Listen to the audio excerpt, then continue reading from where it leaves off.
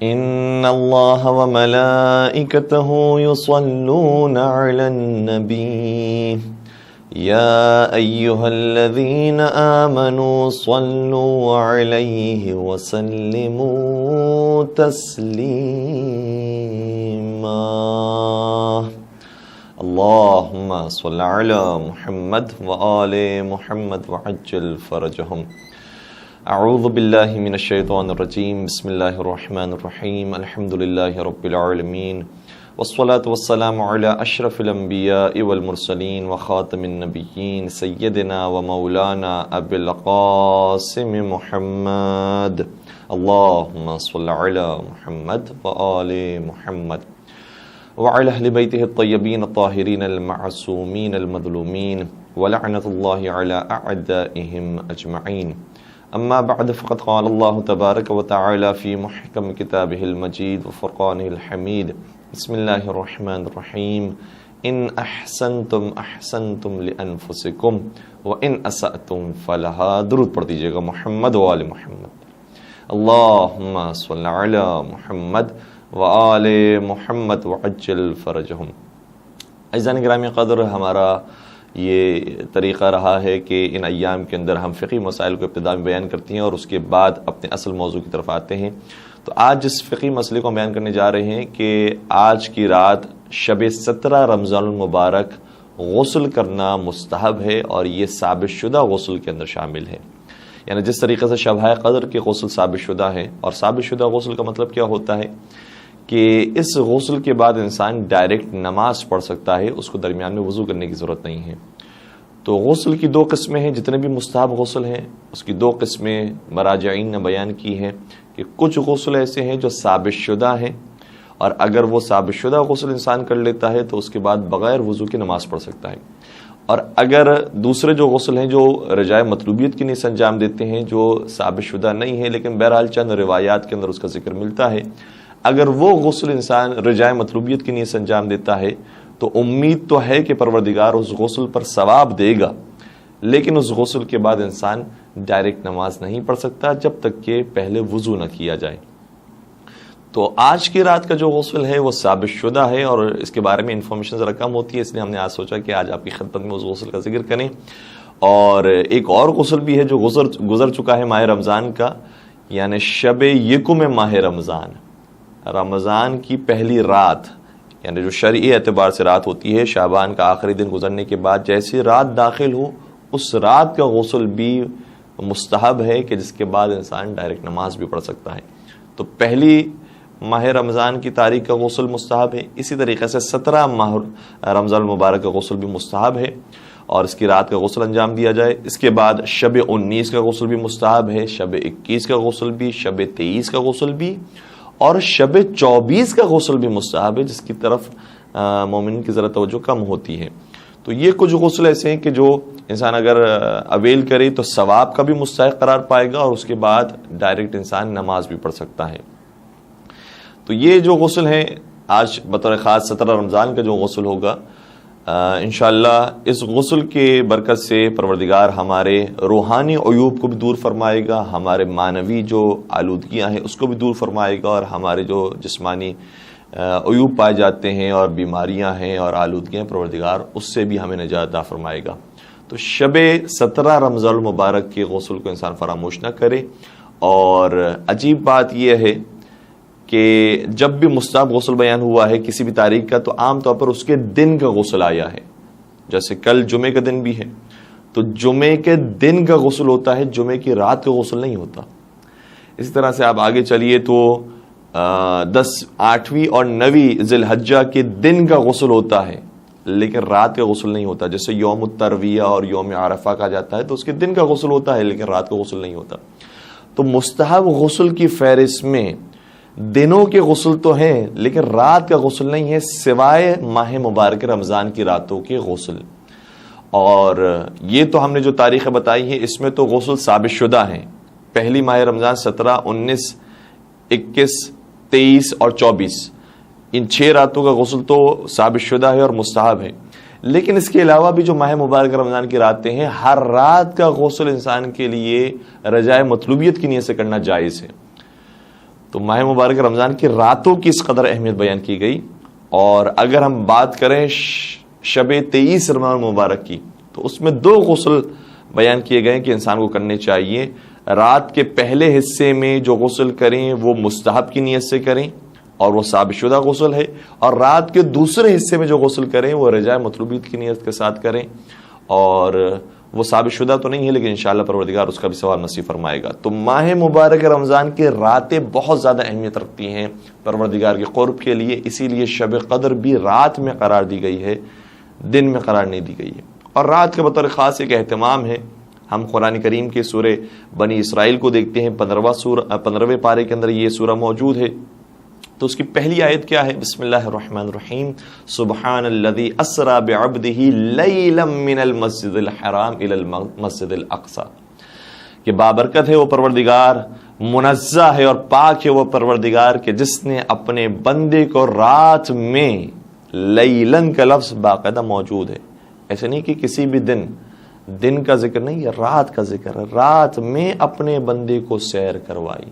اور وہ سیر آسمانی سیر ہے کہ جس کے بعد لنُرِيَهُ مِنْ آیاتنا, کہ ہم نے اپنی خاص نشانی اپنے اس بندے کو دکھائی ہے جو ہم اور آپ نے نہیں دیکھی ہیں. تو جو یہ سفر کروایا گیا ہے اور یہ جو نشانیاں دکھائی گئی ہیں وہ رات کے حصے میں, رات میں دکھائی گئی ہیں, جس سے پتہ چلتا ہے کہ کس قدر اہمیت ہے پروردگار کے نزدیک رات میں بندگی کرنے کی. اور نماز شب رکھی گئی ہے تو رات میں رکھی گئی, اور اعمال عبادات رات کو بیدار رہنے کا ثواب بہت زیادہ بیان کیا گیا ہے. لیکن البتہ اس کا یہ مطلب نہیں کہ انسان اپنے دن کے شیڈیول کو ڈسٹرب کر لے اور جو واجب ذمہ داری اس کو ادا نہ کرے. رات میں اگر ایسے جاگ سکتے ہیں کہ جس میں ہم مستحبات کو بھی انجام دے سکیں اور صبح اٹھ کر جو واجب ذمہ داریاں ہیں اس کو بھی انجام دے سکیں تو سب سے بہتر ہے. ورنہ بہرحال واجبات کی اہمیت زیادہ ہے مستحبات کے مقابلے میں, لیکن کوشش کریں کہ انشاءاللہ ہم رات عبادت کے ساتھ گزار سکیں. ایک درود پڑھ دیجیے گا محمد و آل محمد پر, اللہم صلی علی محمد و آل محمد وعجل فرجہم. ترک گناہ کے موضوع پر ہماری گفتگو جاری و ساری ہے, اور ہم ایک خاص گناہ کی طرف اب تک گفتگو کرتے رہے, کوشش کرتے رہے, بالخصوص چونکہ ہمارے نوجوان دوست احباب سوشل میڈیا پر بہت زیادہ دیکھ رہے ہیں اور فیڈ بیک دے رہے ہیں. پروردگار ان کو لشکر امام زمانہ صلی اللہ علیہ وسلم کے سپاہی قرار دے, اور ہم سب کو زمانے کے امام کی خدمت کرنے کی توفیق نصیب فرما. واقعاً ہمارے زمانے کے امام بہت مظلوم ہیں, پردے غیب میں ہیں, لیکن اس دنیا کے اندر موجود ہیں کہ کاش ہم ان کی زیارت کر پاتے اور ان کی قدم بوسی کر پاتے اور ان کی خدمت کر پاتے.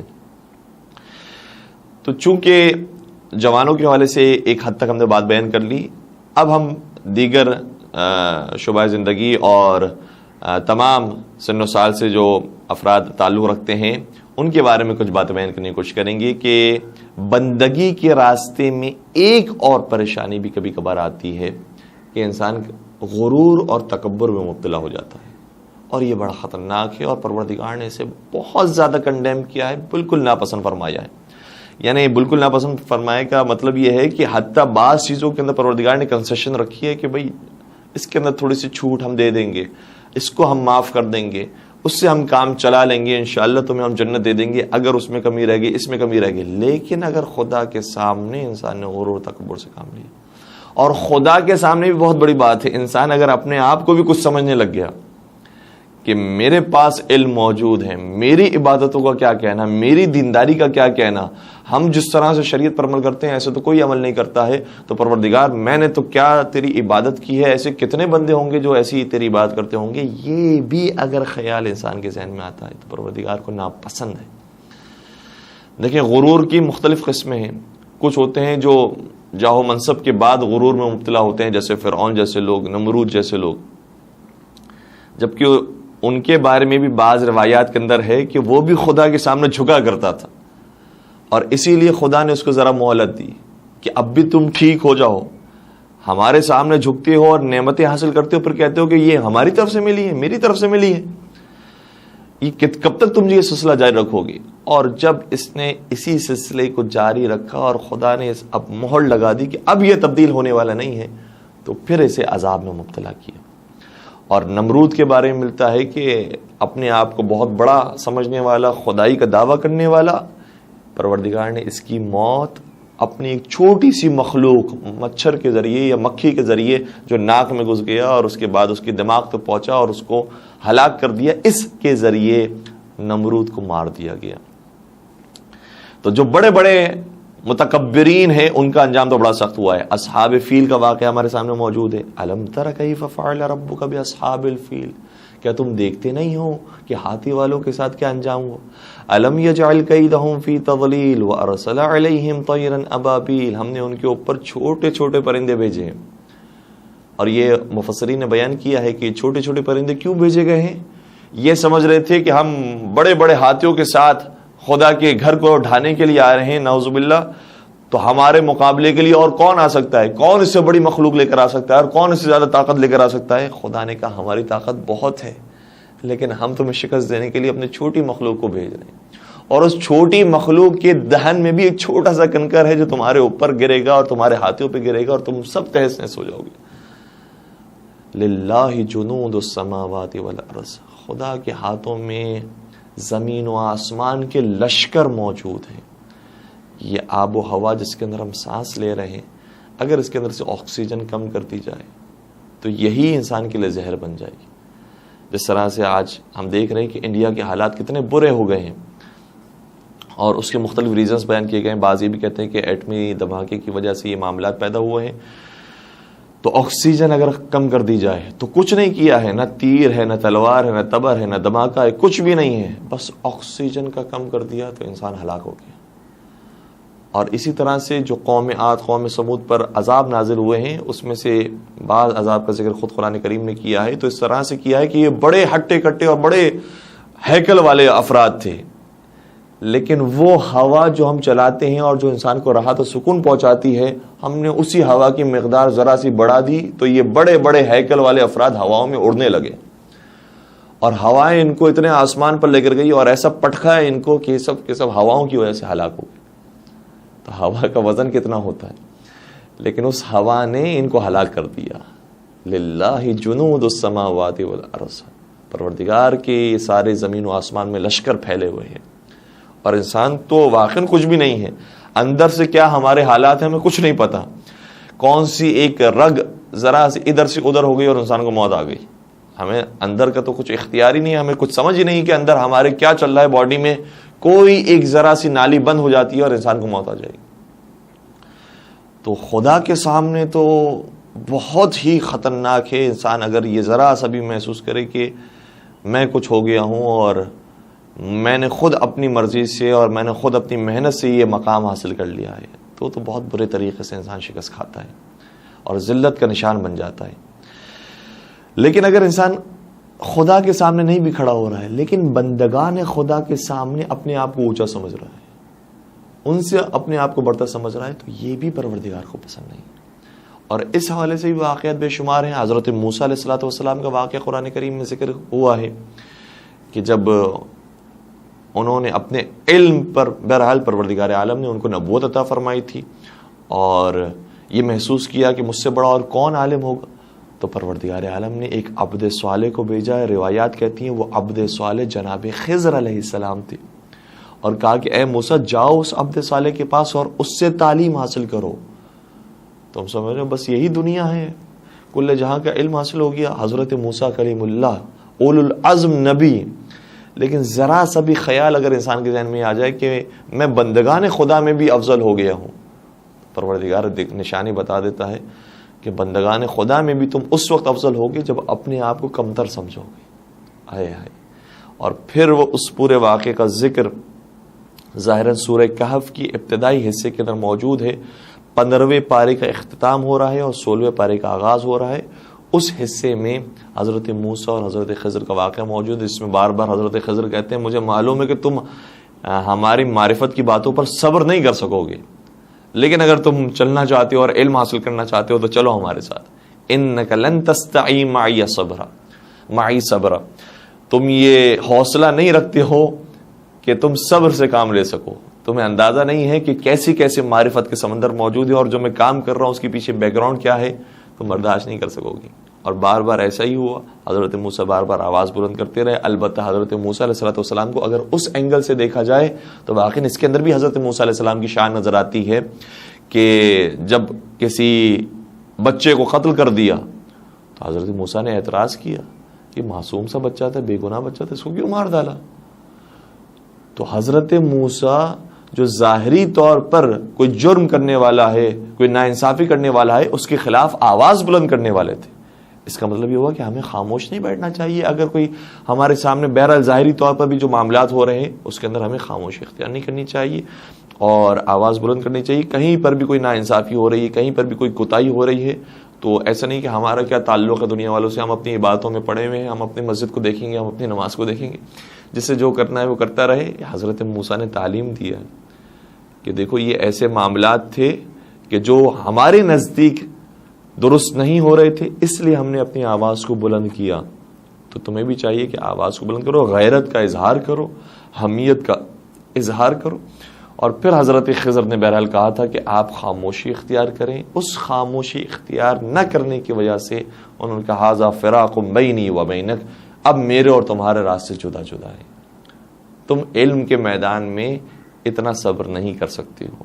اللہ اکبر, کیسی کیسی مثال ہے جو پروردگار عالم نے قرآن کریم میں رکھی. اے موسیٰ کلیم اللہ, آپ کا تقوی اور پرہیزگاری کا, آپ کا مقام و مرتبہ کا, آپ العزم نبی ہیں, تب بھی یہ خیال آیا تو پروردگار عالم نے اس طریقے سے آپ کو اصلیت تک پہنچایا, حقیقت تک پہنچایا. تو ہماری تو واقعی کوئی اوقات نہیں ہے کہ اگر ہم یہ سمجھیں کہ ہم کچھ عالم ہو گئے ہیں, کچھ زیادہ دیندار ہو گئے ہیں, ہم دنیا والوں سے افضل و بہتر ہو گئے ہیں, تو سمجھ لیجئے کہ ہماری ساری بندگیاں بیکار ہیں اگر انسان اپنے آپ کو افضل سمجھنے لگ جائے. اور پھر حضرت موسیٰ کا وہ واقعہ بھی موجود ہے کہ جب ان سے ایک دن پروردگار عالم نے کہا, اور شاید اس واقعے کے بعد یہ والا واقعہ پیش آیا ہوگا کہ اے موسیٰ, اگر کوئی تم سے کمتر ہے اور تم اس سے اپنے آپ کو افضل سمجھتے ہو تو اس کو میری بارگاہ میں لے کر آنا. تو حضرت موسیٰ اپنی قوم میں دیکھتے ہیں کہ کون ہے جو مجھ سے کمتر ہے, مجھ سے پست ہے. کہتے نہیں, ایسا نہ ہو کہ جس پست کو میں نے اٹھایا ہو پروردگار کے نزدیک اس کا مقام مرتبہ بہت بلند ہو. اور یہ بھی روایت کا جملہ یہ ہے کہ پروردگار نے کچھ چیزوں کے اندر چھپا کے رکھا ہے. اس میں سے 3 چیزیں یہ ہیں. پروردگار عالم نے اپنی ناراضگی اور اپنے غضب کو چھپا کے رکھا ہے گناہوں کے اندر. اس لیے کسی بھی گناہ کو انسان معمولی اور چھوٹا نہ سمجھے. نہیں معلوم کہ جس کو چھوٹا سمجھ رہا ہے اسی کے اندر غضب پروردگار موجود. اسی طریقے سے پروردگار عالم نے عبادتوں کے اندر اپنی پسند کو اور اپنی رضا کو رکھا ہے. اس لیے کسی بھی عبادت کو انسان معمولی نہ سمجھے. ہو سکتا ہے کہ اسی عبادت میں پروردگار نے اپنی رضا کو رکھا. اور اسی طرح سے روایت آگے بڑھتی ہے کہ پروردگار نے اپنے ولی کو اور اپنے اولیاء کو اپنے بندوں میں چھپا کے رکھا ہے. اس لیے انسان کسی بھی بندے کو معمولی نہ سمجھے. ہو سکتا ہے کہ وہی ولی خدا ہو. اس لیے کسی کو بھی حقارت کی نگاہ سے انسان نہیں دے سکتا. ہم یہ سمجھ رہے ہوتے ہیں کہ ظاہری طور پر جو فرض کیجئے کہ دین کے پابند نہیں ہے, شریعت کے پابند نہیں ہے, حجاب نہیں کر رہے, یا داڑھی نہیں رکھی ہوئی ہے, یا فلاں گناہ کے اندر ہے, فلاں, ان کا کیا بیک گراؤنڈ ہے اور کیا ماضی, ہمیں کیا معلوم کہ کس سفر کرنے کے بعد وہ یہاں تک پہنچے ہیں, اور ہمارا سفر کہاں سے شروع ہوا تھا اور ہم کہاں پر ہیں, ہم پیچھے چلے گئے ہیں. اس لیے کسی بھی بندے کو انسان حقیر نہیں سمجھ سکتا. حضرت موسیٰ کلیم اللہ بندوں کے اندر نگاہ کرتے ہیں, کہتے ہیں کہ نہیں, میری تو جرت نہیں ہوتی کہ میں کسی کو اٹھا کر خدا کی بارگاہ میں لے کر آؤں کہ یہ کمتر اور پس آدمی ہے, یہ میں آپ کی خدمت میں لے کر. لیکن جاتے جاتے چونکہ حکم پروردگار تھا کہ اب جب آنا تو اپنے سے پست شخص کو لے کر آنا, تو لے کر تو آ نہیں سکے, لیکن حکم پروردگار کی بجاوری بھی کرنی ہے. تو راستے میں ایک نجس کتا ملا اور اس کی حالت ایسی تھی کہ سمجھ لیا کہ یہ تو بہت زیادہ خدا کے نزدیک مبغوض ہوگا اور منفور ہوگا, اس کو میں لے کے چلے جاتا ہوں اور حکم خدا پر اس طرح سے عمل بھی ہو جائے گا اور ساتھ ساتھ ایک جو حقیقت ہے وہ بھی پہنچ جائے گی. لیکن جب لے جانے لگے تو سوچنے لگے, اے موسیٰ, اس کو خدا نے کتا بنایا ہے, اس کو خدا نے جانور بنایا ہے, یہ تمہارے مرتبے تک کیسے پہنچ سکتا ہے؟ ظاہر سی بات ہے, اس کو جو حدود دی ہے خدا نے, اسی حدود کے اندر رہ کر یہ اچھا یہ برا ہو سکتا ہے, اور تمہاری حدود الگ ہے, اس لیے تمہیں اچھائی اور برائی کا جو تمہارا گراف ہے وہ اور ہے. اس لیے ہو سکتا ہے کہ یہ بھی خدا کے نزدیک مبغوض نہ ہو، مخلوق خدا تو یہ بھی ہے، اس لیے بغیر کسی کو ساتھ لیے پہنچ گئے پروردگار کی بارگاہ میں، اور جیسے ہی پروردگار کی بارگاہ میں شرمندگی کے ساتھ حاضر ہوئے تو خدا کی طرف سے آواز آئی، اے موسیٰ، اگر تو اس نجس جانور کو بھی میری بارگاہ میں یہ سوچ کر لے کر آتا کہ وہ تجھ سے کمتر ہے تو میں تجھ سے نور نبوت کو چھین لیتا۔ اللہ اکبر، یہ معاملہ کتنا سخت ہے، انسان کسی کو پسند نہیں سمجھ سکتا، کسی کے بارے میں فیصلہ نہیں کر سکتا کہ بھئی یہ تو ایسے ہیں، یہ تو ویسے ہیں۔ ہمارے یہاں یہ معمول بن گیا ہے، اور عجیب بات یہ ہے، جرت اور جسارت یہ ہے کہ حتیٰ علماء کے اوپر انسان کلام کرنے لگ جاتا ہے کہ فلاں عالم ٹھیک نہیں، فلاں آیت اللہ ٹھیک نہیں، فلاں مجتہد ٹھیک نہیں، ان کی یہ ذمہ داری بنتی ہے، ان کی وہ ذمہ داری بنتی ہے۔ ہمیں اپنے عیوب کو دیکھنا ہے، دوسروں کے بارے میں فیصلہ نہیں سنانا۔ چھٹے سرکار حضرت امام جعفر صادق علیہ الصلوۃ والسلام، اللہم صلی علی محمد وعلی محمد وعجل فرجہم، کیا خوبصورت جملہ ارشاد فرماتے ہیں، اور قربان ہو جائیں اس جملے کے اوپر۔ ارشاد فرماتے ہیں کہ احب الیہ، میرے بھائیوں میں سے اور میرے دوستوں میں سے اور مسلمانوں میں سے، انسانوں میں سے سب سے زیادہ محبت مجھے اس شخص سے ہے، کس سے؟ جو میری تعریفیں کرے۔ فرمانے لگے من احدی الی عیوبی، جو میری خدمت میں ایک تحفہ لے کر آئے۔ کون سا تحفہ؟ درہم و دینار کے تحفے، مال و دولت کے تحفے لے کر آئے؟ کہا نہیں، مجھے سب سے زیادہ اس شخص سے محبت ہے جو تحفے کے اندر میرے عیوب میرے سامنے لے کر آ جائے۔ اللہ اکبر، یہ ہمیں اور آپ کو سکھانے کے لیے، جب میں اپنے اوپر رکھ کر یہ بات کہہ رہا ہوں تو تمہاری کیا ذمہ داری بنتی ہے؟ ہمارے اندر عیوب موجود ہیں، اور کبھی کبھار لوگ ہمارے عیوب کو ہائی لائٹ کرتے ہیں، ہم انہیں دھتکار دیتے ہیں کہ بھئی تمہیں کیا معلوم ہے، تمہاری کیا حیثیت ہے۔ فرمایا کہ وہ بہترین شخص ہے جو تمہارے عیب کی طرف نشاندہی کرتا ہے اور تمہارے کان میں آ کے بتاتا ہے کہ اگر اس کی اصلاح کر لو تو اور اچھے ہو جاؤ گے، تم ویسے ہی بہت اچھے ہو ماشاءاللہ، اور تمہارے نور میں اضافہ ہو جائے گا۔ تو چھڑے سرکار اس انداز سے گفتگو فرماتے ہیں اور کہتے ہیں کہ عیوب کو میرے سامنے لے کر آئے، اور پھر ہمیں نبی اکرم حضرت محمد مصطفیٰ صلی اللہ علیہ وآلہ وسلم کا کیا اخلاق نظر آتا ہے، سبحان اللہ، قربان ہو جائے ان کے اوپر، کہ ایک اعرابی جب ان کی خدمت میں آیا، اور عبداللہ بن مسعود ظاہراً یہ روایت بیان کرتے ہیں اور کہتے ہیں کہ میں وہاں پر موجود تھا، ایک اعرابی جب ان کے سامنے آیا کلام کرنے کے لیے، تو ظاہر سی بات ہے کہ افضل البشر سید الرسل امام الانبیاء خاتم الانبیاء کے سامنے آیا ہے، جو فصیح و بلیغ بھی ہیں، جو نورانی بھی ہیں، ان کے سامنے آ کر جب کلام کرنے لگا تو لکنت طاری ہو گئی، اور اٹک اٹک کے کہنے لگا، اور جلد بازی میں وہ جملے کہنے لگا، اور کانپنے لگا، صحیح اپنی بات کو پیش نہیں کر سکا۔ تو جب اس کی یہ کیفیت ہو گئی تو نبی اکرم کیا کہنے ان کے اخلاق کے، اگر ہمارے آپ کے سامنے ہو جائے تو اندر ہی اندر خوشی محسوس ہو رہی ہوتی کہ اب اس کو سمجھ میں آیا کہ میرا مقام کیا ہے، اب اس کو پتا چلا کہ میں کس لیول کا آدمی ہوں۔ پیغمبر اکرم کا کیا اخلاق تھا، فرمانے لگے حوّن علیکا لست بملک یا لست بملک، آرام سے سکون سے بات کرو، میں کوئی بادشاہ تھوڑی ہوں کہ تم مجھ سے ڈر رہے ہو، میں تمہاری طرح کے ایک عبد پروردگار ہوں، ایک بندہ ہوں، سکون سے آرام سے مجھ سے گفتگو کرو، کوئی پریشان ہونے کی ضرورت نہیں ہے، کوئی ٹینشن کی ضرورت نہیں ہے، میں اور تم عبد پروردگار ہونے کے اعتبار سے برابر ہیں، ہم دونوں مخلوق خدا ہیں۔ کیا انداز ہے رسول اکرم کا، کس تواضع کے ساتھ پیش آئے، اور یہ پتہ چلتا ہے حضرت موسیٰ علیہ الصلوۃ والسلام واقعاً وہ بہت متقی ہستی تھے اور بہت مقدس ہستی تھے، لیکن ہمارے نبی سرکار ختم مرتبہ حضرت محمد مصطفیٰ صلی اللہ علیہ وآلہ وسلم، اللہم صلی علی محمد وآل محمد، ان کے اخلاق کریمانہ کا کیا کہنا۔ نہ صرف یہ کہ پروردگار کے سامنے وہ جھکے ہوئے تھے، ہم یہ کہتے ہیں نا اشہد ان محمدًا عبدہ ورسولہ، میں گواہی دیتا ہوں کہ میرے سرکار محمد مصطفیٰ پہلے اللہ کے بندے ہیں پھر رسول ہیں۔ تو عبدیت کی منزل پر تو پروردگار کے سامنے سمجھ میں آتا ہے، لیکن عام بندوں کے سامنے بھی وہ اپنے آپ کو ایک عام شخص کی طرح اور ایک عام بندے کی طرح سمجھتے تھے۔ کبھی یہ نہیں کہا کہ میں افضل ہوں، تمہاری جرت کیسے ہوئی بات کرنے کی، اس طرح سے بہت سکون اور اطمینان کے ساتھ گفتگو۔ اور کبھی کبھار تو بڑے عجیب واقعات پیش آئے، کسی سے چونکہ ایک زمانے میں قرض لیا تھا اور جس سے قرض لیا تھا وہ قرض مانگنے کے لیے آ گیا، نبی اکرم نے ارشاد فرمایا میرے پاس اس وقت تو موجود نہیں ہے، میں کیسے دے سکتا ہوں؟ تو باقاعدہ نبی اکرم کے پاس بیٹھا رہا اور گویا ان کے لباس کو پکڑ کے بیٹھا ہوا ہے، چھوڑتا نہیں نبی اکرم کی جان، اور بیٹھا رہا یہاں تک کہ صحابہ نے کہا کہ تم جاؤ دیکھتے نہیں ہو ان کے پاس پیسے موجود نہیں ہیں، بعد میں آنا. کہا کہ نہیں میں نہیں چھوڑوں گا نبی، میں نہیں چھوڑوں گا محمد کو صلی اللہ علیہ وآلہ وسلم. اور جب اس طرح سے بات کی اور صحابہ نے یہ جواب دیا، پیغمبر نے کہا چھوڑ دو اس کو، ظاہر سی بات ہے کہ اس کا قرض بنتا تھا، یہ اسی انداز سے بیٹھے گا. اور ہمارے یہاں چھوٹی سے چھوٹی پارٹی کا بھی اگر تصور ذہن میں آ جائے، چھوٹے سے چھوٹے ادارے کا بھی کوئی ہیڈ ہو تو اس کے بھی 5-6 گنڈے تو ہوتے ہیں کہ تمہاری ضرورت کیسے ہوئی ایسے بات کرنے کی، چلے جاؤ یہاں سے. اور نبی اکرم کے صحابہ موجود ہیں، افراد موجود ہیں، لیکن کہا کہ نہیں اس کا حق بنتا ہے، اسے بیٹھنے دو.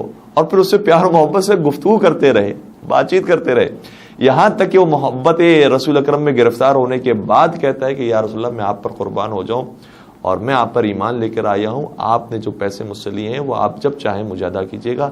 یہ مفہوم واقعہ ہے جو میں نے آپ کی خدمت بیان کیا. تو نبی اکرم نے بھی کبھی بھی اپنے آپ کو لوگوں سے بہت زیادہ افضل یا برتر نہیں سمجھا، جبکہ وہ واقعاً برتر تھے.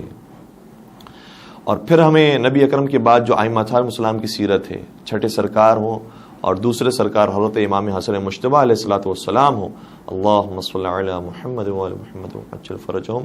جب ان کے پاس بھی ایک شخص آیا، اور یہ بھی اب ہم دوسرے زاویے کو بھی آپ کی خدمت بیان کر رہے ہیں کہ کہیں ایسا نہ ہو کہ ہم نے جب بار بار تواضع انکساری کی بات کی ہے تو لوگ کبھی کبھار اس حد تک اس میں گر جاتے ہیں کہ اب ہمیں تو میلے کپڑے پہننے چاہیے اور بال آلودہ ہونے چاہیے اور ایسے ہوں کہ جیسے ہم بڑے حقارت کے ساتھ لوگوں کے سامنے آ رہے ہیں. تو یہ بھی اس کا مطلب نہیں ہے. اپنی عزت نفس کا بھی خیال رکھنا ہے اور اپنی اوقات اور اپنی حقیقت کا بھی خیال رکھنا ہے.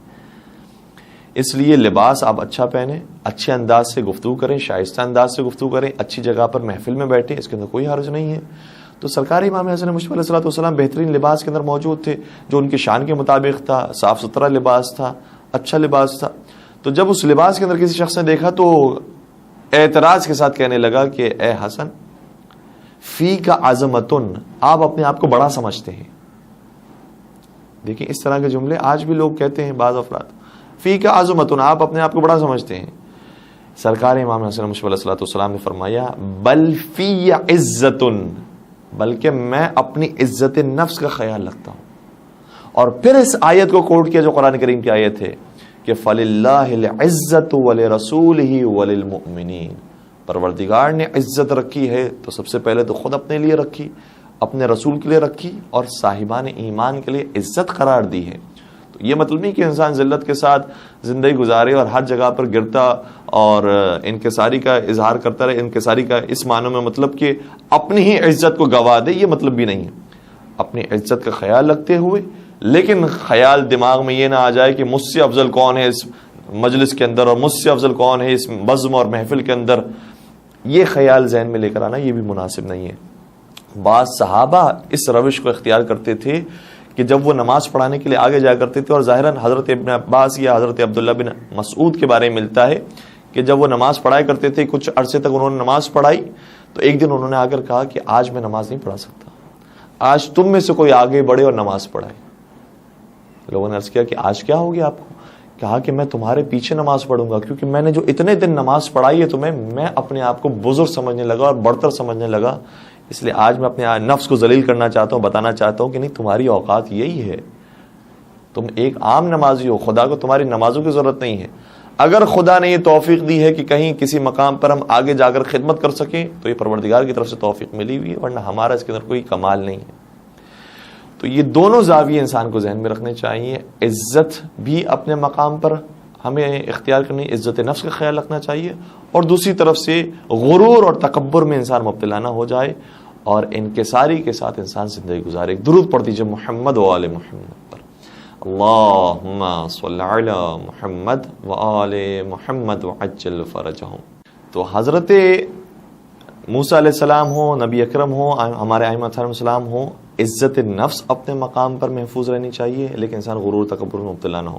اور پھر ہمیں وہ واقعہ ہمارے دلوں کو ہلا دینے کے لیے کافی ہے، اور علماء کرام بھی حتیٰ اس واقعے کو جب سنتے ہیں تو لرز جاتے ہیں کہ ہم جو عبادتیں کر رہے ہیں کیا سمجھ رہے ہیں کہ ہم کسی معراج پر پہنچ گئے ہیں. ہمیں کیا معلوم ہماری کوئی نماز پروردگار نے قبول کی بھی ہے نہیں، کہ ہماری عبادتیں قبول ہوئی یا نہیں ہوئی.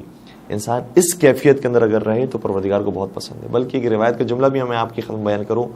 کتاب کافی کے اندر ظاہراً یہ روایت موجود ہے، اور چھٹے سرکار ظاہراً حضرت امام جعفر صادق علیہ الصلوۃ والسلام ارشاد فرماتے ہیں کہ کبھی کبھار پروردگار عالم اپنے اس بندے کو کہ جو بہت متقی پرہیزگار ہوتا ہے، راتوں میں نماز شب کے لیے جاگتا ہے اور بڑی بڑی لمبی لمبی نمازیں پڑھتا ہے، اور واقعاً وہ عبادت کی نیت سے خلوص کے ساتھ عبادت کر رہا ہوتا ہے، تب بھی پروردگار کچھ راتوں میں اسے نیند دے دیتا ہے اور اس کا الارم نہیں بجتا، اس کو خیال نہیں رہتا ہے۔ کئی دفعہ ایسا ہوتا ہے انسان کے ساتھ، اور جو ہماری بات سن رہے ہیں اور سمجھ رہے ہیں واقعاً وہ اس حدیث کا لطف محسوس کریں گے کہ کیا اس حدیث کے اندر بیان کیا گیا، کہ موبائل سیٹ کیا ہم نے، الارم سیٹ کیا، جس طرح سے ہر روز سیٹ کرتے تھے، اپنی زوجہ کو بتایا، اپنے والدین کو بتایا کہ اس ٹائم پر ہمیں اٹھنا ہے، اور اٹھا کرتے تھے، لیکن ایک رات ایسی آئی کہ نیند غالب ایسی ہوئی کہ ہوش ہی نہیں رہا، اور نماز شب تو نماز شب، نماز فجر بھی قضا ہو گئی۔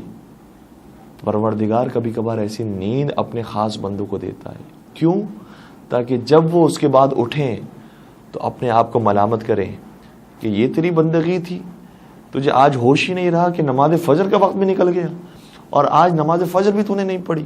اپنے نفس کو ملامت کریں، اپنے نفس کی مذمت کریں، اور کہیں کہ تمہاری کوئی حیثیت اور اوقات نہیں ہے، اور پھر دوبارہ سے نئی روح کے ساتھ دوبارہ سے اسی کیفیت کو جاری کریں کہ اب مجھے حقیقت میں خدا کی بندگی کرنی ہے۔ پہلے شاید میں نے ریاکاری کے ساتھ کی تھی، شاید میں نے کسی اور مقصد کے لیے کی تھی، اب مجھے صرف خالصتاً پروردگار کے لیے یہ نمازیں پڑھنی ہیں۔ تو دوبارہ سے جب وہ فریش ہو کر اب نمازوں کی طرف آتا ہے تو اس کی کیفیت اور ہوتی ہے کہ ایک کوتاہی ہو گئی ہے، اس کا غم اس کے اندر موجود ہے، اور پھر اب پروردگار کی بارگاہ میں آیا ہے تو پروردگار کہتا ہے یہ ہماری طرف سے یہ چیزیں ہوتی ہیں تاکہ انسان اپنے نفس کو ملامت کرتا رہے۔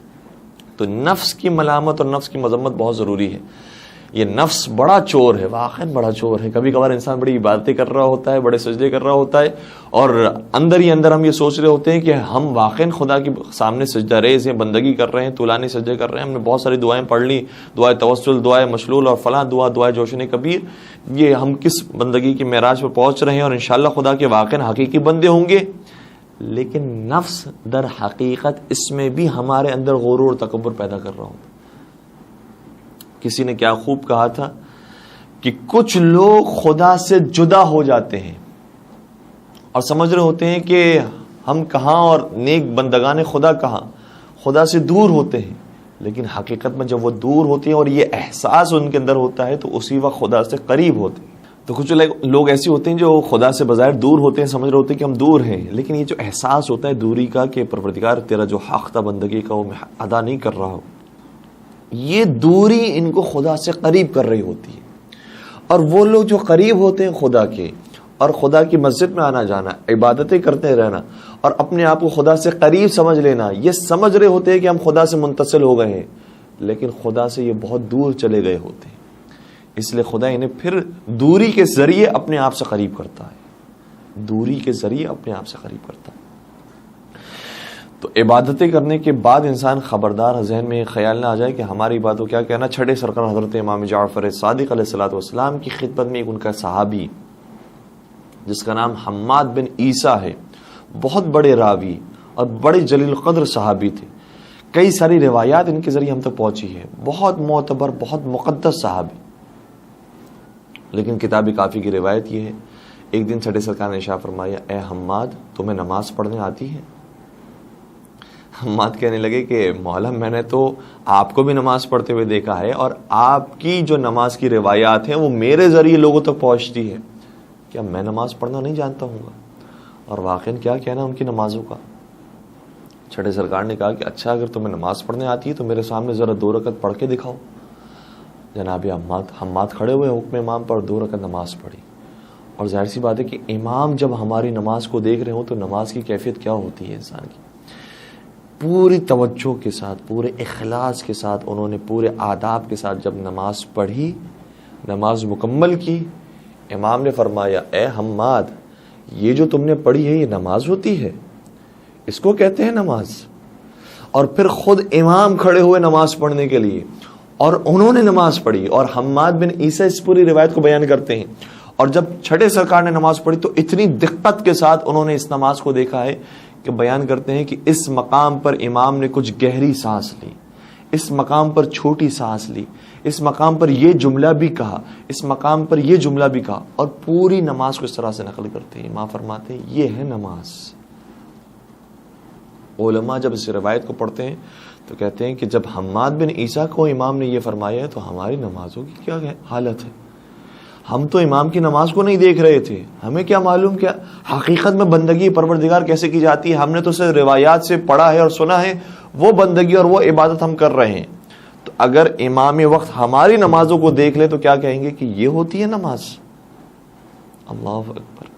اس لیے یہ جو تصور ہے انسان کا کہ میری نمازوں کا کیا کہنا، میری عبادتوں کا کیا کہنا، اور بھرپور طریقے سے اس انداز سے کوشش کرنی چاہیے کہ ہماری نمازیں اور سارے اعمال بہترین انداز میں پورے ہوں. کہیں ایسا نہ ہو کہ ان باتوں کو سننے کے بعد کہیں کہ بھائی اب ہماری نمازیں جب ایسی ہیں تو پھر پڑھنے کی ضرورت ہی کیا ہے، یا کوئی یہ کہے کہ بھائی اگر ہماری نمازیں جتنی بھی معراج پر ہم پہنچ جائیں اس کے باوجود خدا یہی کہے گا کہ تمہارے مستحبات ہم نے ضائع کر دیے، تمہاری نماز قبول نہیں ہوئی ہے، تمہاری ریا کی نیت تھی. جب ساری نمازوں کے بارے میں یہی جملہ ہے تو ہماری نماز، ہمیں نماز پڑھنے کی ضرورت ہی کیا ہے، نماز کو ہم بہت اچھے طریقے سے کیوں انجام دیں. یہ اس کا مطلب نہیں ہے. اس کا مطلب یہ ہے کہ ہمیں توجہ مزید بڑھانی چاہیے اور بڑھ سکتی ہے. ہر ایک کی نماز میں بہتری آ سکتی ہے. ہم جو الحمد کے بعد چھوٹے سورے کا انتخاب کرتے ہیں، اور چاہے چھوٹے سورے کا انتخاب کریں کم از کم توجہ کے ساتھ تو پڑھیں کہ سورہ کوثر میں کہا کیا گیا ہے. بسم اللہ الرحمن الرحیم انا اعطیناک الکوثر. اے رسول، اے محمد، ہم نے تمہیں کوثر عطا کیا ہے. تو ہم تمہیں کوثر دینے والے ہیں، خیر کثیر دینے والے ہیں، چونکہ تم بندے پروردگار ہو. تو یہ کوثر خدا نے جو اتنے چھوٹے سورے کے اندر بیان کیا ہے، اتنا بڑا معنی سمیٹ دیا ہے، جس سے سمجھ میں آتا ہے کہ انسان بھی کوثر کو حاصل کر سکتا ہے، خیر کثیر کی کچھ جھلک اور قرن کو حاصل کر سکتا ہے. ظاہر سی بات ہے کہ کوثر کا اصل اور اتم مصداق تو حضرت فاطمہ زہرا سلام اللہ علیہا، لیکن ان سے کچھ وابستگی قائم کر سکتا ہے اگر وہ بھی خدا کا سچا بندہ بنے اور واقعا اپنے ہر عمل کے اندر خدا کو یاد رکھے. تو چاہے نماز ہم چھوٹے سورے کے اندر پڑھیں ہیں، واجبات کو انجام دیں، لیکن توجہ کے ساتھ پڑھ لیں اور اس کے اندر مزید اور بہتری آ سکتی ہو. ذکر سجدہ ایک مرتبہ پڑھنے کے بجائے 3 مرتبہ پڑھ لیں. کبھی انسان کی طبیعت ایسی مان رہی ہو. میرے مولا امیر المؤمنین حضرت علی بن ابی طالب علیہ الصلوۃ والسلام نہج البلاغہ کے اندر شاہ فرماتے ہیں کہ کبھی انسان کا مزاج اور موڈ ہوتا ہے زیادہ بندگی کرنے کی طرف، تو اس سے فائدہ حاصل کرو اور زیادہ سے زیادہ نمازیں پڑھو، زیادہ سے زیادہ طولانی سجدے کرو. اور جب کبھی انسان کا موڈ نہ ہو اور نفس آمادہ نہ ہو تو پھر واجبات پر اکتفا کر لو. یہ طریقہ خود امام نے بیان کیا ہے. تو اگر ہم اچھے سے اچھے طریقے سے عبادت کر سکتے ہیں تو بہت اچھی بات ہے، لیکن اس عبادت کے بعد بھی انسان یہ نہ سمجھے کہ میں نے تو بندگی کا حق ادا کر دیا. وہ جناب مالک اشتر اور مولا علی کا واقعہ ہمارے ذہنوں کے اندر ہونا چاہیے کہ جناب مالک اشتر نے جب ایک مرتبہ جہاد کیا اور بہترین جہاد کیا اور اتنے کافروں کو واصل جہنم کیا کہ گن رہے تھے ایک طرف سے کہ میں کتنوں کو مار رہا ہوں اور میرے مولا علی کتنوں کو مار رہے ہیں. تو دونوں جہاد کرتے کرتے اس مقام پر پہنچے کہ مالک اشتر نے جب شمار کیا تو کہا کہ اے مولا، آج آپ میں اور مجھ میں صرف ایک کا فرق رہ گیا. آج میں اس جہاد کے معراج پر پہنچ گیا ہوں کہ میں نے 99 کو مارا ہے تو آپ نے 100 کو مارا ہے، ہم میں اور آپ میں صرف ایک کا فرق رہ گیا. تو مولا علی علیہ الصلوۃ والسلام نے مالک سے کہا، اے مالک، تم نے جن کو مارا ہے بے پرواہ ہو کے مارا ہے کہ جو بھی میرے سامنے آتا ہے سبھی کو قتل کر دیا جائے، لیکن مجھ علی نے جس کو مارا ہے اس کا پہلا میں نے شجرہ دیکھا ہے، نسل دیکھی ہے کہ اس کی نسل میں کوئی محب اہل بیت تو نہیں آنے والا، پھر میں نے اس کے اوپر تلوار چلائی. تو ظاہری طور پر تو دیکھا جائے تو کوئی فرق نہیں ہے، بہت زیادہ فرق نہیں ہے، لیکن حقیقت میں معنویت اور باطن کو دیکھا جائے تو بہت فرق. اس لیے اس کانسیپٹ کے ساتھ اور اس ویژن کے ساتھ اگر انسان عبادتیں کر رہا ہے تو یہ واقعاً بہت عالی شان اور بہترین بندہ ہے پروردگار عالم کا. اس مرحلے پر آنے کے بعد ایک اور بات بھی ہم آپ کی خدمت بیان کرنا چاہتے ہیں، وہ یہ ہے کہ نہ صرف یہ کہ ہمیں خود عزت نفس رکھنے کے ساتھ ساتھ غرور و تکبر میں مبتلا نہیں ہونا چاہیے، بلکہ ساتھ ساتھ دوسرے بھی جو ہمارے مومنین ہیں، بھائی ہیں، ان کی بھی عزت کا خیال رکھنا چاہیے، ان کی بھی توقیر کا خیال رکھنا چاہیے. اور بالخصوص اس کے اندر والدین کا مقام مرتبہ سب سے بلند ہے. والدین کی عزت و آبرو کا خیال رکھنا بہت ضروری ہے. قرآن کریم کی آیت یہ ہے کہ وَخْفِضْ لَهُمَا جَنَاحَ الظُّلِّ مِنَ الرَّحْمَةِ، والدین کے سامنے اپنے پروں کو ذلت کے ساتھ پھیلا. یہ انداز ہمیں پروردگار کے علاوہ اور کہاں نظر آتا ہے؟ لیکن والدین کے سامنے اپنے آپ کو جھکا ڈالو. وَقُلْ رَبِّ ارْحَمْهُمَا كَمَا رَبَّيَانِي صَغِيرًا، اور یہ ان کے لیے دعا کرو کہ جس طریقے سے انہوں نے بچپن میں ہماری پرورش کی ہے، پروردگارا ان کے اوپر اسی طریقے سے رحم نازل فرما. تو والدین کی بطور خاص انسان عزت کا خیال رکھنا، کیونکہ نوجوان دوست احباب خدا نہ خاصہ اس سوچ میں مبتلا نہ ہو جائیں کہ ہم پیسے کما کر دے رہے ہیں، ہماری وجہ سے آپ کو مکان ملا ہوا ہے، ہماری وجہ سے آپ کو سہولتیں ملی ہوئی ہیں. آپ جو تھے آپ نے تو ہمیں وہ کوئی نہ مقام دیا تھا، نہ جاب دی تھی، نہ کاروبار دیا تھا. آج ماشاءاللہ سے ہم کمانے لگے ہیں تو ہم آپ کا خیال رکھ رہے ہیں. اس لیے جو تندی آ جاتی ہے کبھی کبھار لہجے کے اندر، اس کا بہت خیال رکھنا ضروری ہے. مغربی معاشرے نے بہت سی اچھی چیزیں دی ہیں ہمیں، لیکن یہ چیز بہت بری ہے جو ہمارے پاس مغربی معاشرے کی طرف سے آئی ہے کہ والدین ہو یا اولاد ہوں، جیسے ایک دوست کے ساتھ، بلکہ دوست سے بھی بڑھ کر کبھی کبھار انسان غلام اور خادم کی حیثیت سے والدین سے خدا نخواستہ بات کرنے لگے. بہت خطرناک ہے یہ، اور انسان کی دنیا تباہ ہو جاتی ہے. دنیا تو دنیا، آخرت تباہ ہو جاتی ہے اور کسی جگہ کا انسان نہیں رہتا ہے. آیت اللہ سید جمال الدین گل پیغانی یہ بیان کرتے ہیں کہ تخت فولاد قبرستان اصفہان کے اندر میں موجود تھا اور ایک جنازے کو لایا گیا، اور انہوں نے جب مجھے دیکھا تو کہا کہ مولانا آپ آئیے اور تلقین پڑھ دیجئے. میں آگے بڑھا اور اس جنازے کو کہ میں نے تلقین پڑھی. تلقین پڑھنے کے اندر آپ سب جانتے ہیں کہ کاندھے کو پکڑ کے ہلایا جاتا ہے اور یہ کہا جاتا ہے کہ اسمع افہم یا فلان ابن فلان، میری بات سنو اور سمجھو. اور اس وقت بھی اس کو عقائد بتائے جا رہے ہوتے ہیں. کیا کہنے ہمارے دین و شریعت کی، گویا بتا دیا کہ انسان مر گیا ہے لیکن روح ابھی بھی زندہ ہے، وہ ابھی بھی سن رہی ہے، اور ساتھ ساتھ وہ بھی سن رہی ہے اور ہمیں خود بھی سننا ہے اور دوسروں تک بھی یہ پیغام پہنچانا ہے کہ یہ ہے ہمارے عقائد جس کے اوپر رہنا ہے ساری زندگی، اور یہ ہمیں قبر میں کام آنے والی ہیں. تو کہتے ہیں کہ جب میں نے اس کے شانے کو ہلایا اور اسمع افہم پڑھا تو اس نے کہنا شروع کر دیا کہ لا لا، میں کسی کو نہیں مانتا، میرا کوئی عقیدہ نہیں ہے. کہتے میں حیران ہو گیا، یہ میں کس کے جنازے کو تلقین دے رہا ہوں. اور پھر میں نے اپنی برزخی آنکھوں سے دیکھا کہ اس کی قبر کے اندر شیطان جمع ہو گئے ہیں، چھوٹے چھوٹے شیطان آ گئے ہیں جو اس کو یہ پڑھنے نہیں دے رہے ہیں اور خوش ہو رہے ہیں کہ اس کے اوپر ابھی عذاب نازل ہونے والا ہے. میں بہت ڈر گیا کہ میں تلقین پڑھوں اور فوراً سے جا کر اس کے ماں باپ سے رجوع کروں کہ بھائی اسے کون سا ایسا گناہ کیا ہے، اس کے حالات بڑے خراب ہیں، اگر کسی کا حق اس کی گردن پر موجود ہے تو اس کا وہ حق ادا کرو تاکہ یہ قبر میں سکون کے ساتھ زندگی گزارے. کہتے ہیں جیسے میں نے تلقین پڑھی، ماں تو بہت زیادہ گریہ کر رہی تھی، اس لیے میں ماں سے تو بات نہیں کر سکا، لیکن باپ کی طرف آیا جو تھوڑا سا سنبھلا ہوا تھا، صبر کیا ہوا تھا. میں اس کے پاس آیا اور میں نے کہا کہ تیرے بیٹے کے حالات بہت خراب ہیں، یہ میں نے اپنی آنکھوں سے، برزخی آنکھوں سے دیکھا ہے اور یہ میں نے منظر دیکھا ہے. بہرحال مجھے لگتا ہے کہ کسی کا حق ہے جو ابھی بھی اس کی گردن پر موجود ہے، اگر اس حق کو ادا کر دیا جائے تو یہ معاف ہو سکتا ہے اور انشاءاللہ اس کے حالات بہتر ہو سکتے ہیں. کہا کہ اے آیت اللہ، آپ کیا بات کرتے ہیں، یہ میرا بیٹا عالم دین ہے، یہ خود ماشاءاللہ سے پڑھا لکھا آدمی تھا، شریعت کو جانتا تھا، حوزے سے پڑھ کر آیا ہوا تھا، کیسے ممکن ہے کہ اس سے کوئی غلطی ہوئی ہو، یہ تو شریعت کو سارے حلال و حرام کو جانتا تھا. تو کہا کہ پھر دیکھ لیجئے، میں نے تو یہ دیکھا ہے اپنے نظروں سے، ہو سکتا ہے انشاءاللہ خدا اس کو معاف کرے گا. یا تو مجھے یہ بتائیے کہ کیا ماں اس سے راضی ہے. کہا کہ ہاں ماں راضی ہے اس سے. کہا بتائیے آپ راضی ہیں اس سے، آپ بھی اس سے خوش تھے، آپ اس سے محبت کرتے ہیں. کہا کہ ہاں بس میں بھی اس سے راضی ہوں.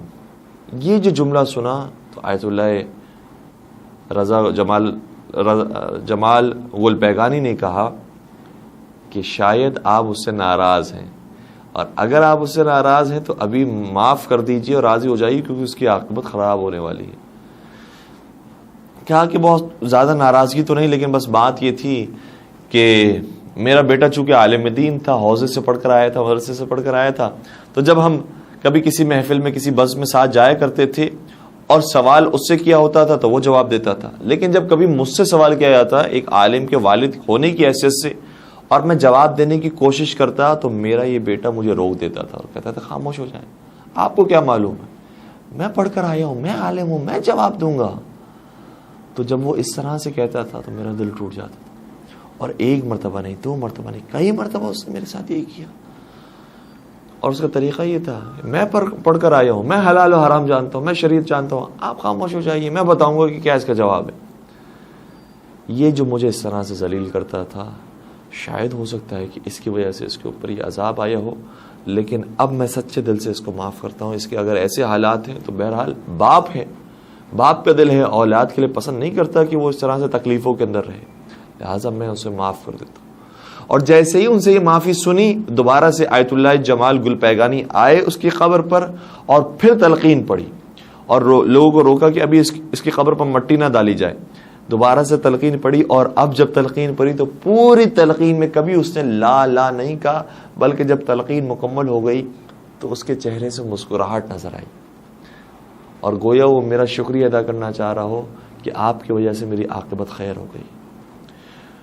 تو والدین کی بطور خاص عزت کا خیال رکھنا تو بہت ضروری ہے، اور اس کے علاوہ بھی مومنین کی عزت نفس کا خیال رکھنا ہے، مومنین کی عزت کا خیال رکھنا یہ بھی ہماری ذمہ داری بنتی ہے۔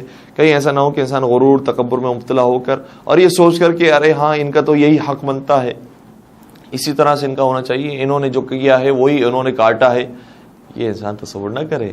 ورنہ ہم نے بھی جو کیا ہے وہ کوئی ایسا نہیں ہے کہ پروردگار نے جو یہ ابھی ہمیں بولنے کی طاقت دی ہے، ابھی سوچنے سمجھنے کی صلاحیت دی ہے، ہم اس مقام پر ہوتے۔ پروردگار کا واقعا لاکھ لطف و کرم ہے، اور یہ ایک اور شیطانی وسوسہ ہوتا ہے اور ایک اور شیطانی راستہ ہوتا ہے، اور ہمارا نفس ہمیں اس طرح سے بھی خدا سے دور کرتا ہے کہ کبھی کبھار ہم کہہ جو رہے ہوتے ہیں وہ بڑی میٹھی زبان ہوتی ہے، بہت اچھی زبان ہوتی ہے، بڑی انکساری کی زبان ہوتی ہے، لیکن حقیقت میں ہم اندر سے اس کو مان نہیں رہے ہوتے۔ یہ آج کل تو بہت زیادہ عام ہو گیا ہے، اور مجھے افسوس کے ساتھ کہنا پڑتا ہے کہ پاکستانی معاشرے کے اندر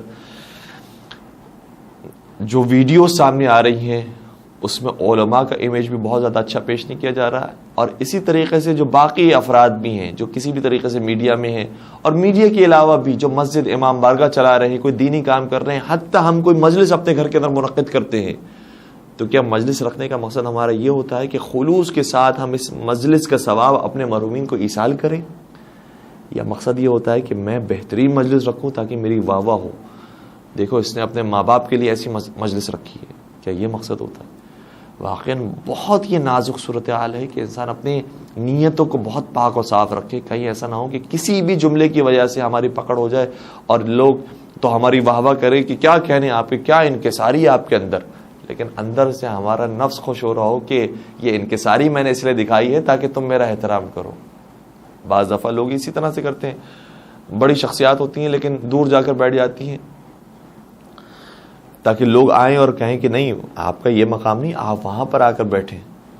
یا کبھی انسان خود اپنے آپ کو کہتا ہے کہ بھائی میں تو بڑا گنہگار ہوں، مجھ سے بڑا تو کوئی معصیت کار نہیں ہے، میں بڑا حقیر بندہ ہوں، اور یہ جملے اس لیے کہتا ہے تاکہ لوگ کہیں کہ نہیں ماشاءاللہ آپ کا تو کیا کہنا ہے، آپ تو ولی خدا ہیں، آپ کی نمازوں کا کیا کہنا، آپ کے سجدوں کا کیا کہنا، آپ کی خطابت کا کیا کہنا، آپ کی مجلسوں کو کیا کہنا، آپ کا مقام مرتبہ تو بہت بلند ہے، آپ ہماری شفاعت کرنے والے ہوں گے۔ اور یہ دل ہی دل میں انسان سن کر خوش ہوتا رہے۔ بڑا یہ شیطان کے حربوں میں سے ایک حربہ ہے، اور انسان کو خدا سے دور کرنے کا سبب بنتا ہے کہ اندر سے ہمارے حالات اور ہوں اور ظاہری طور پر انسان کے حالات اور ہوں۔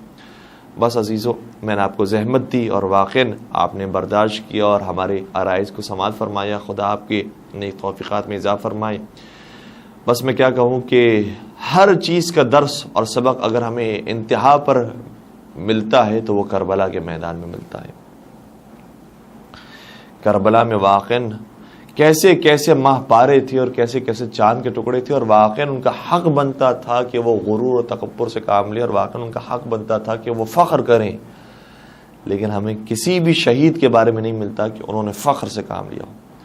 صحیح ہم کہہ سکتے ہیں جناب جون چونکہ غلام تھے اس لیے ان کو وہ بیک گراؤنڈ نہیں ملا کہ وہ فخر کریں۔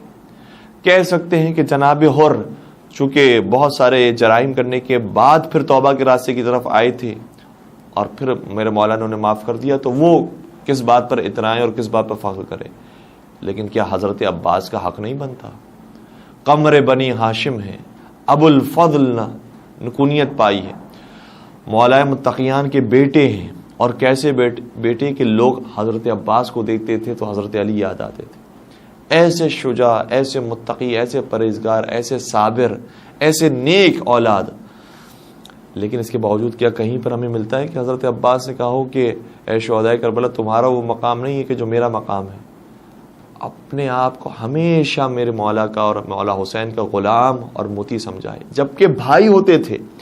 ان سے زیادہ اور کس کو حق ہوگا کہ وہ غرور کریں، اور کس کو حق ہوگا کہ فخر کریں؟ لیکن کبھی بھی حضرت عباس نے نہیں کہا کہ اے حسین آپ تو میرے بھائی ہیں، آپ تو میرے بھائیوں کی طرح ہیں، لہٰذا میں آپ کو یہ مشورہ دیتا ہوں اور آپ یہ کام کر لیجیے اور آپ اس طرح سے کر لیجیے.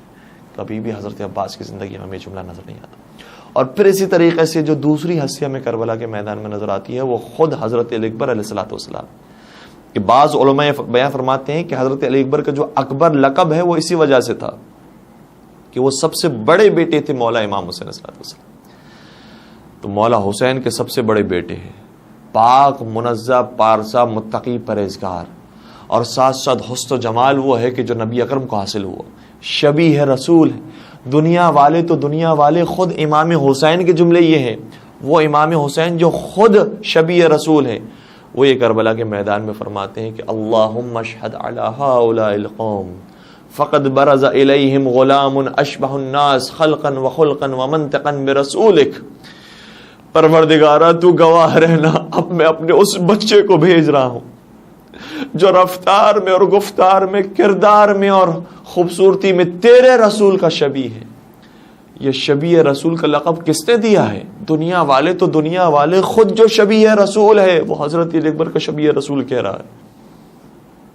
اور پھر آگے کا جملہ اس سے زیادہ عجیب ہے.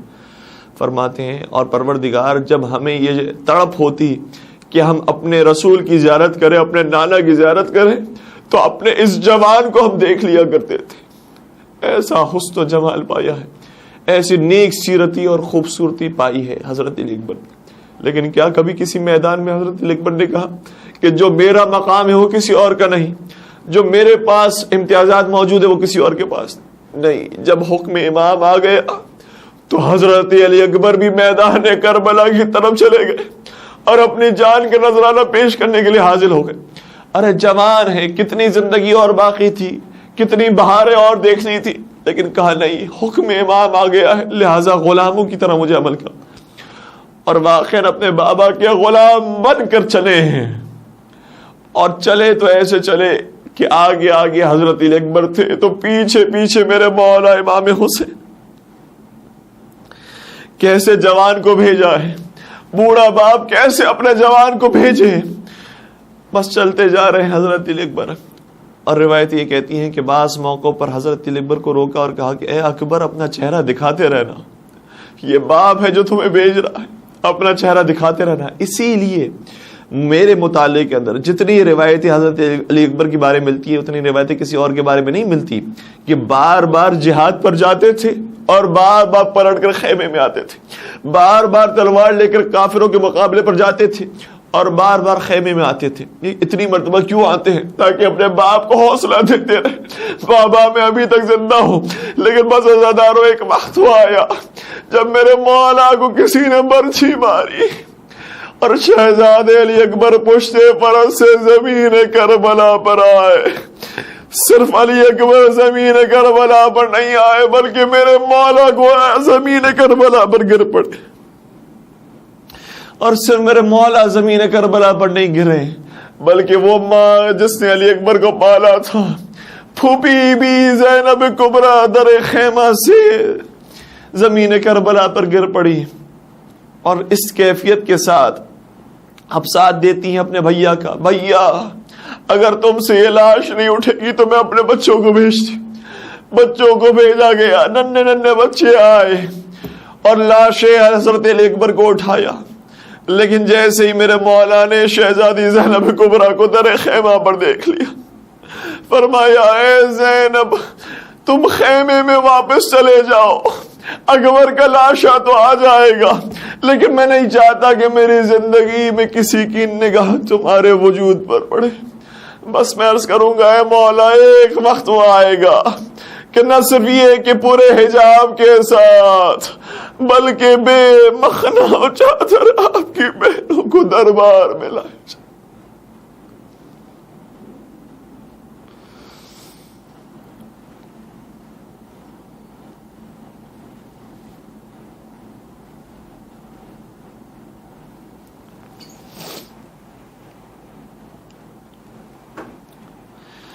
الا ولعنۃ اللہ علی القوم الظالمین وسيعلم الذین ظلموا ای منقلب ینقلبون۔ پروردگار ناس و کرمال حضرت سیدہ کائنات میں جگہ نصیب فرما، ہمارے اس قلیل سے توسل کو اپنی بارگاہ میں قبول فرما، ہمارے تمام گناہ کبیرہ و صغیرہ کی مغفرت فرما، ہمارے مرحومین کی مغفرت فرما۔ پروردگارہ ہماری عبادتوں کے اندر ہمیں خلوص سے نیت نصیب فرما۔ پروردگارہ عزت نفس کے ساتھ ساتھ ہمیں انکساری نصیب فرما، غرور اور تکبر جیسے مرض سے ہمارے دلوں کو پاک فرما۔ پروردگارہ تمام شیعان حیدر کرار کی جان مال عزت و آبرو کی حفاظت فرما۔ بے اولاد مومنین کو حضرت علی اکبر کا واسطہ اولاد صالحہ نرینہ نصیب فرما۔ صاحبان اولاد کو اپنی اولاد کی اچھی تربیت کرنے کی توفیق نصیب فرما۔ بے روزگار مومنین کو صاحب روزگار بنا دے، جو صاحبان روزگار ہے پروردگار ان کے رزق کے حلال میں برکت و وسعت و کثرت نصیب فرما۔ پروردگارہ چاردہ معصومین کی زیارت نصیب فرما، حج اور عمرے کی سعادت نصیب فرما، زیارت کربلا معلیٰ نصیب فرما، علماء کرام کا سایہ سروں پر قائم و دائم فرما، حاضرین مجلس کی اور سامعین کی جائز شرعی حاجات کو پورا فرما۔ منتظمین اور بالخصوص اس ادارے میں جو افراد کام کر رہے ہیں ان کی توفیقات خیر میں اضافہ فرما۔ تمام عزا خانوں کی مساجد کی حفاظت فرما، ان کی حفاظت کرنے والوں کی حفاظت فرما، اور جو ظالمین ہیں قابل ہدایت ہے تو ان کی ہدایت فرما۔ پروردگارہ تمام مظالم سے انتقام کے لیے اپنی آخری حجت امام عصر و زمان کے ظہور میں تعجیل فرما، ہمیں ان کے عاشقین محبین سچے چاہنے والے اور ماننے والوں میں شمار فرما۔ ایک سورہ فاتحہ کی درخواست ہے وہ تمام مومنین کے جنہوں نے اپنے مرحومین کے نام کمنٹس کے اندر لکھے ہیں، اور کل مومن و مومنات بالخصوص مرحوم لیاقت علی اور ان کے خاندان کے تمام مرحومین کے لیے۔ بسم اللہ الرحمن الرحیم، الحمدللہ رب العالمین، الرحمن الرحیم، مالک یوم الدین، ایاک نعبد و ایاک نستعین، اهدنا الصراط المستقیم، صراط الذین انعمت علیہم غیر المغضوب علیہم ولا الضالین۔